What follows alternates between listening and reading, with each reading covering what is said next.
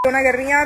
Hello दोस्तों, हाल ही में शर्मिष्ठा नाम की एक सोशल मीडिया इन्फ्लुएंसर ने पैगंबर मोहम्मद पर एक बेहद आपत्तिजनक टिप्पणी की, जिसके बाद सोशल मीडिया पर बवाल मच गया। लेकिन इसके साथ ही एक और ट्रेंड शुरू हुआ। कुछ इंस्टाग्राम पेजेस जैसे इंडियंस एक पेज है, शर्मिष्ठा को इनोसेंट बताकर डिफेंड करने लगी। तो सवाल ये है कि क्या फ्रीडम ऑफ स्पीच के नाम पर किसी के रिलीजियस पर्सनालिटी का अपमान करना सही है, और शर्मिष्ठा जैसे लोगों को मासूम बताना, क्या ये एक नया डेंजरस ट्रेंड है?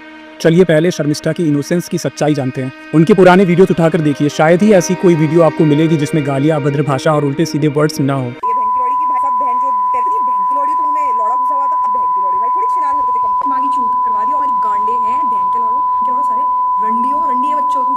भगवान ने मेरे को मैन्युफैक्चर करते हुए बहुत ज्यादा दिया। ये किस भारतीय संस्कृति को बढ़ावा दे रही है? सच्चाई ये है कि ऐसे लोग जानते हैं कि पैगंबर मोहम्मद, जिनकी दुनिया में सबसे ज्यादा फॉलोअर्स हैं, पर ऐसी गंदी टिप्पणी करके सस्ती फेम और एक पर्टिकुलर सेक्शन का अटेंशन कैसे मिल सकता है।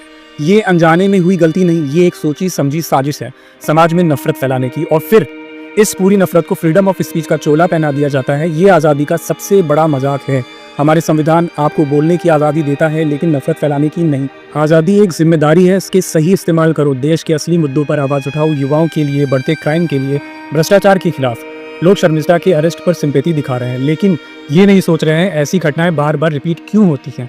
क्योंकि हम अपराधी को विक्टिम बना देते हैं। हाँ, अरेस्ट के डर से शर्मिष्ठा ने माफ़ी ज़रूर मांगी। वो माफ़ी दिल से थी या डर से, ये सब आप भी जानते हैं। पर यहाँ मैं एक बात ज़रूर कहूँगा, हमारे पैगंबर मोहम्मद की सीख इतनी महान है कि वो कहती है, अपने दुश्मन को भी माफ़ कर दो। तो हम उनके फॉलोअर्स माफ़ करने में विश्वास रखते हैं, लेकिन इसका मतलब ये नहीं है कि हम बार बार होने वाले इस अपमान को सहते रहेंगे। और जो लोग शर्मिष्ठा को डिफेंड कर रहे हैं, उनसे मेरा एक ही क्वेश्चन है, ऐसी अभद्र टिप्पणी आप अपने माँ बाप के लिए सुन सकते हैं? नहीं ना? तो फिर सोचिए उन करोड़ों लोगों के बारे में जिनके लिए पैगंबर मोहम्मद उनकी जान से भी ज़्यादा अजीज है। ये नफरत करने वाले लोग सस्ते नशे में जहर इसलिए उगलते हैं क्योंकि इन्होंने कभी पैगंबर मोहम्मद को पढ़ा ही नहीं।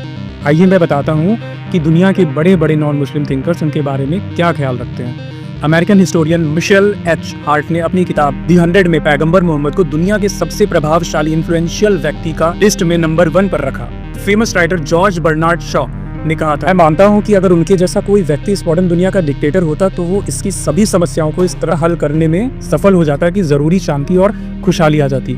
और हमारे अपने महात्मा गांधी ने कहा था, ये पैगंबर का चरित्र ही था, ना कि उनकी तलवार जिसने इस्लाम के लिए इतनी ऊंची स्थिति हासिल की।